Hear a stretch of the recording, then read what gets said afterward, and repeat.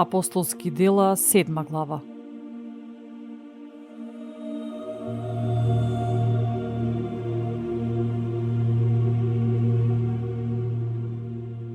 Тогаш првосвештеникот рече: така ли е тоа? А тој одговори: луѓе, браќа и татковци, чујте. Бог на славата му се јави на нашиот татко Аврам кога беше во Месопотамија, уште пред да се пресели во Харан, и му рече: излези од твојата земја, од твојот род и од домот на таткот ти, па појди во земјата што ќе ти ја покажам.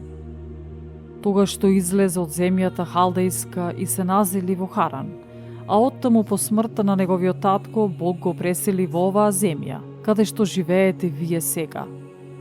И во неа не му даде наследство ниту една стапка земја, но вети дека ќе му ја даде на потомството негово и нему во посет, иако уште немаше челат. И му рече Бог вака: потомците твои ќе бидат населени во туѓа земја и ќе бидат поробени и мачени 400 години. Но јас ќе му судам на оној народ под чие робство ќе бидат, а потоа тие ќе излезат и ќе ми служат на ова место. И му го даде заветот за обрезание. Потоа на Аврам му се роди Исак и тој го обреза на 8-миот ден, а Исак го роди Јаков, Јаков пак 12 патријарси. Патријарсите беа завидливи кон Јосиф и го продадоа во Египет, но Бог беше со него и го избави од сите негови маки и го дарува со благодат и мудрост пред фараонот, египетскиот цар, кој го постави и за началник над Египет и над целиот свој дом. Тогаш настана глад и голема мака по целата земја египетска и хананска, и нашите татовци не наоѓаа храна. А Јаков, кога чу дека во Египет има пченица, ги прати таму по прв пат татковците наши. И кога отидоа по втор пат, Јосиф им се откри на браќата и фараонот. Го запозна родот на Јосиф. Тогаш Јосиф прати гласници да го повикаат татко му Јаков и сиот свој род, 75 души. И така Јаков слезе во Египет и таму умре тој и татковците наши. И ги принесоа во Сихем и ги положија во гробот, што во Сихем го беше купил за сребро Аврам и синовите на Емор. Но, како што наближуваше времето за исполнување на ветувањето за кое Бог му се заколна на Аврам, во Египет се зголемуваше и се намножуваше бројот на луѓето, се додека во Египет не дојде друг цар кој не го познаваше Јосиф. Тој лукаво постапи со нашиот народ, ги мачеше татковците наши, присилувајќи ги своите новороденчиња да ги остават за да не останат живи. Во тоа време се роди Мојсей, кој му беше на Бога мил. 3 месеци беше хранет во куќата на својот татко. А кога беше оставен, него го прибра фараоновата ќерка и го одгледа како свој син. И ја научи Мојсе целата мудрост египетска и беше силен во зборови и дела. А кога навршуваше 40 години, нему му дојде на ум да ги посети браќата своји, синовите Израилеви. И кога виде дека еден од нив го навредува, го заштити, одмаздувајќи се за измачуваниот го уби египјанецот.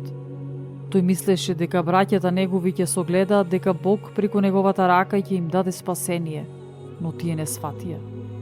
А на другиот ден, кога некој од нив се тепа, тој дојде кај нив и ги советуваше да се смират велејќи: луѓе, вие сте браќа, зошто се навредувате меѓу себе? Но оној што го навредуваше својот ближен го одби од себе и му рече: кој те поставил да бидеш началник и судија над нас? Или пак и мене сакаш да ме убиеш како што вчера губи египјанецот? Од тие зборови Мојсе побегна и се насели како туѓинец во земјата Мидијанска, каде што му се родија 2 сина. И кога поминаа 40 години, му се јави ангел Господов во пустината на Синајската гора, во огнен пламен во една капина. Мојсей штом виде, се зачуди од тоа видение и кога се приближи да погледне внимателно, пристигна до него гласот Господов: Јас сум Бог на татковците твои, Бог Авраамов, Бог Исаков, Бог Јаковов. Мојсей, се стресе и не смееше да погледа. А Господ му рече: собуј си ги обувките од нозете, зашто местото на кое стоише е света земја. Јас ги видов добромаките на мојот народ што е во Египет и го слушнав неговото воздивнување, па слегов да го избавам. А сега, прииди да те пратам во Египет. Тој, Мојсей, кога го беа одбиле велејќи: кој те поставил за началник и судија, него Бог преку ангелот кој му се јави во капината го прати за началник и избавител. Тој ги изведе, правејќи чудеса и знаци во земјата египетска и во Црвеното море и во пустината во тек на 40 години. Тоа е оној Мојсей што беше им рекол на синовите Израелеви: Господ Бог ваш меѓу браќата ваши ќе ви издигне пророк како мене. Него послушајте го. Тоа е оној што на собирот во пустината на планината Синајска беше со ангелот кој му зборуваше и со татковците наши оној што прими животворни зборови нам да ни ги предаде. И кому нашите татковци не сакаа да му се покорат, туку го отфрлија со срцата своји и се свртеа кон Египет. Велејќи му на Арон: направи ни богови што ќе одат пред нас, зашто не знаеме што му стана на оној Мојсей кој не изведе од египетската земја. И во оние дни направија лик на теле и му принесоа жртви на идолот и се веселеа пред делото на своите раце. А Бог се одврати од нив и ги остави да му служат на воинството небесно, како што е напишано во книгата на пророците: Доме Израилев, ми принесовте ли вие заклани животни жртви во текот на 40 години во пустината? Вие го прифативте шаторот на Молох и звездата на вашиот бог Ремфан, идоли што ги направивте вие за да им се поклонувате. Јас ќе ве преселам потаму од Вавилон. Нашите татковци имаа во пустината скинија на собранието, како што беше заповедал оној кој му зборуваше на Мојсей да ја направи според образецот што го беше видел. Ние татковците наши ја примија и со Исус навин ја внесоа во земјата на незнабожците, што Бог ги отфрлаше од лицето на татковците наши, а тоа се случуваше се до времето на Давид, кој најде милост пред Бога, посака да му најде живеалиште на Бог Јаковов. А Соломон му изгради дом, но Севишниот не живее во ракотворен храм. Како што вели пророкот: небото е мојот престол, а земјата подножи на нозете мои. Каков дом ќе ми направите, вели Господ, или кое место е за мојата почивка? Не го направи ли сето ова мојата рака?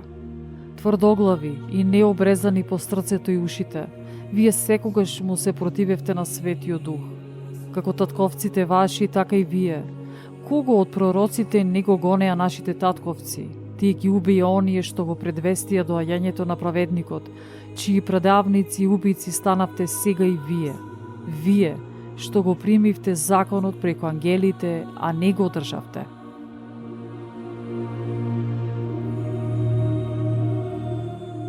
Кога го слушна ова, срцата им се исполнија со гнев и со забите крцкаа против него. А Стефан, исполнет со Дух Свети, кога погледна кон небото, ја виде славата Божја и Исус како стои од десната страна на Бога. И рече: еве, ги гледам небесата отворени и Синот човечки како стои од десната страна на Бога. Но тие извикаа со висок глас, ги затворија ушите своји еднодушно се нафрлија на него. И откако го изведоа надвор од градот, почна на него да фрлаат камења. А сведоците ги оставија лиштата своји пред нозете на едно момче по име Савле. И додека фрлаа камења врз Стефан, тој повикуваше и велеше: Господ Исусе, прими го духот мој. Потоа падна на колена и извика со висок глас: Господи, не примај им го ова за грев. И штом го рече тоа, почина.